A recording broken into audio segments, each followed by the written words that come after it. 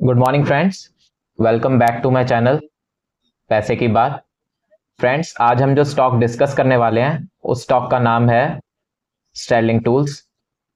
ये स्टॉक मैंने इसलिए चुना है क्योंकि मुझे मेरे ही एक साथी ने कहा कि आप इसे देखिए स्टॉक को और इसे एनालाइज करिए कि क्या लगता है स्टॉक के बारे में।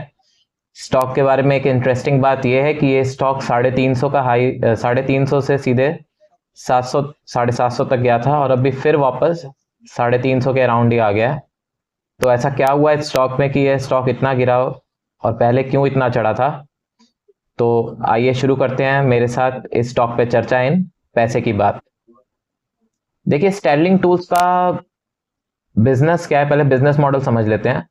स्टर्लिंग टूल्स क्या करता है कि जितने भी हमारे जो इंटरनल कंबशन इंजन्स हैं उनमें जो बोल्ट्स या फास्टनर्स यूज होते हैं उनको प्रोवाइड कराता है।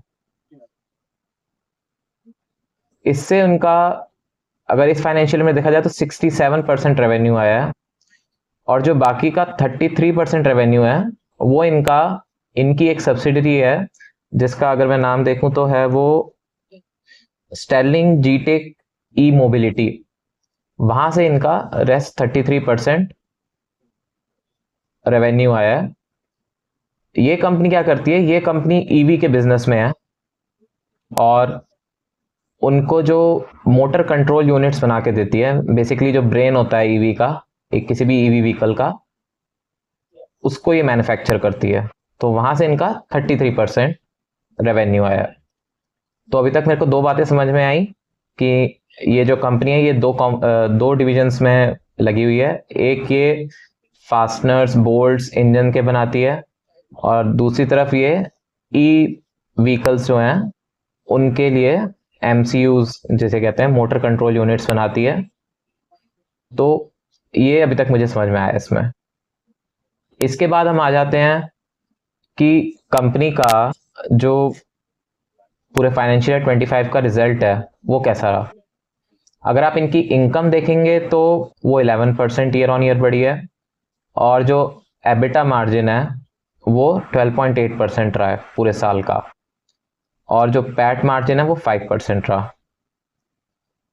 तो अगर आप देखें तो ये जो फिगर्स हैं ये कोई बहुत ज़्यादा खास नहीं है, एक एवरेज कंपनी के फिगर्स हैं ये।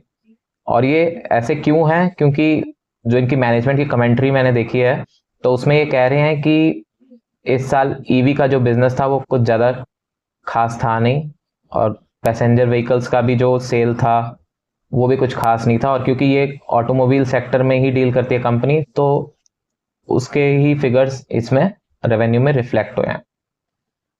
ये कंपनी बेसिकली बड़ी बड़ी कंपनीज होगी जैसे टाटा मोटर जो ऑटोमोबाइल की हैं और महिंद्रा एंड महिंद्रा और भी जो बड़ी बड़ी कंपनी है बजाज, इन सबको सप्लाई करती है ये फास्टनर्स। और इलेक्ट्रिक व्हीकल्स में भी ये देखेंगे तो अगर मैं इनकी प्रेजेंटेशन में देखूं तो ये, अगर मैं जाऊं इनके क्लाइंट्स में तो इलेक्ट्रिकल्स में भी ये Mahindra Electric, Ola Electric, Kinetic Green, Propel, Ashok Leyland, इन सबको केटर करती है। तो बेसिकली एक बी टू बी मॉडल है और जैसा कि मैंने पहले भी कई बार बताया है कि बी टू बी मॉडल में मार्जिन हमेशा कम होते हैं क्योंकि आगे वाला भी अपना बिजनेस चलाएगा तो वो आपको इतने पैसे कमाने नहीं देगा कि उसका मार्जिन कम हो जाए। तो इससे मुझे ये पता चलता है कि ये बी टू बी मॉडल हो गया और इसमें दो सेगमेंट्स में ये कंपनी डील कर रही है। अब बात आती है कि कंपनी का जो मार्जिन है वो अगर लास्ट ईयर के हिसाब से देखा जाए तो कम था, एबिटा मार्जिन और पैट मार्जिन। तो ये कम क्यों हुआ है, एक तो रीजन ये हो गया कि इनका जो सेल्स हैं वही डाउन रही हैं पैसेंजर व्हीकल्स की, जो ऑटोमोबाइल कंपनी के, तो पीछे से ऑर्डर भी कम आया होगा। दूसरा क्या है, इनका रॉ मटेरियल है स्टील, क्योंकि ये फास्टनर्स बना रहे हैं। तो जब वो फास्टनर्स जो स्टील है अगर उसका प्राइस डाउन आएगा तो जो इनकी मैनेजमेंट की कमेंट्री है इन्होंने कहा है कि जो हम जिनको सप्लाई करते हैं कंपोनेंट्स उन्होंने पहले से ही हमें इस साल कह दिया था कि अगर स्टील का प्राइस इतना डाउन आया है तो हम आपका प्रोडक्ट इतने ही पैसे में खरीदेंगे। तो जो मैं आपको बता रहा था कि B2B बिजनेस की जो सबसे बड़ी दिक्कत है कि सामने वाला भी अगर अपना धंधा चला रहा है तो आपको कभी ज़्यादा पैसे नहीं कमाने देगा, वही इसी वजह से इनके मार्जिन्स में और कंप्रेशन आया। दूसरा, अब हम इसके बारे में डिस्कस करते हैं कि इनका विजन क्या है आगे। ये जो 67% का रेवेन्यू इनका फास्टनर से आ रहा है और 33% का इनका ई मोबिलिटी से आ रहा है, ये चाहते हैं कि ये जो रेवेन्यू का मॉडल है ये 50% फास्टनर से रहे और 50% जो न्यू बिजनेसेस हैं इनके जो ई मोबिलिटी में आ रहे हैं उससे आए। इस 50% अपना रेवेन्यू नए बिजनेस से लेना चाहते हैं। उसके लिए क्या कर रहे हैं, उसके लिए ये एक रिले बिजनेस इन्होंने चालू किया है एक चाइनीज कंपनी के साथ मिलके, जिसकी ये प्रिज्यूम कर रहे हैं कि नेक्स्ट ईयर से प्रोडक्शन स्टार्ट होगी।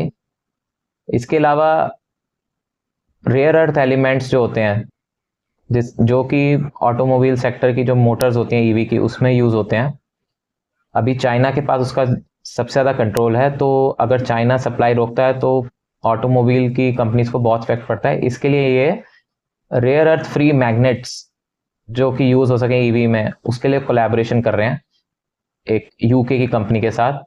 तो उसका भी कमेंसमेंट ये जो है ट्रायल बेसिस पे नेक्स्ट ईयर से एक्सपेक्ट कर रहे हैं।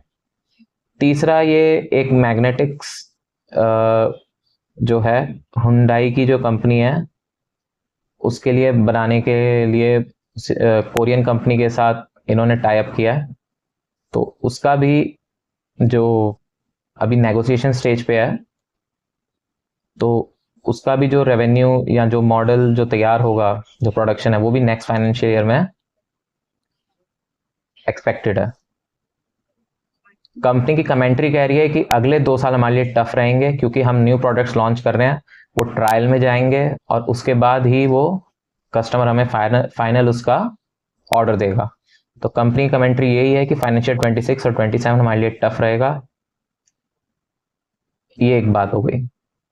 अब इसके अलावा अगर हम देखते हैं तो इस कंपनी के बारे में, इसके अगर हम आप देखिएगा तो अगर हम इसका फंडामेंटल्स पे आ जाएं थोड़े से, मार्केट कैप इसका 1240 करोड़ का है, तो मार्केट कैप छोटी कंपनी है। आरओई इसका 12.3% है जो कम है क्योंकि B2B बिजनेस है तो आरओई कम ही रहेगा। और अगर फाइनेंशियल 26-27 टफ जाने वाले हैं तो ये आरओई मेंटेन करने में भी इनको बहुत दिक्कत आएगी। तीसरा, अगर आप इसमें देखेंगे इनकी एंटरप्राइज वैल्यू 1247 है, तो कंपनी पे ऐसे कुछ खास डेट था नहीं, लेकिन अभी कंपनी ने थोड़ा डेट लिया है क्योंकि इनको ये 3 एक्सपेंशन करने हैं।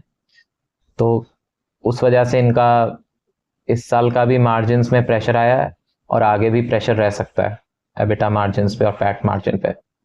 तो ये चीज़ें हो गई। अच्छा, इसमें एक अच्छी बात यह है कि प्रमोटर के पास 65% होल्डिंग है, तो ये एक अच्छा रहता है कि प्रमोटर कॉन्फिडेंस है अपनी कंपनी में कि वो जो भी कर रहा है ठीक कर रहा है। इसके अलावा हम देख लेते हैं कि क्यों ये कंपनी, अगर आप इसके प्राइस में देखेंगे तो कैसे ये कंपनी 350 से 750 तक गई और फिर वापस 350 पे आ गई। इस कंपनी में जो इनकी मैंने बताया ई मोबिलिटी वाली कंपनी जो है जिससे 33% रेवेन्यू इनका आ रहा है, उस कंपनी का एक बहुत बड़ा क्लाइंट था ओला इलेक्ट्रिक। ओला इलेक्ट्रिक ने पीछे अनाउंस किया कि हम जो अपने जनरेशन 3 के जो भी इलेक्ट्रिक व्हीकल्स बनाएंगे उसकी जो MCU है, मोटर कंट्रोल यूनिट्स, वो हम खुद बनाएंगे।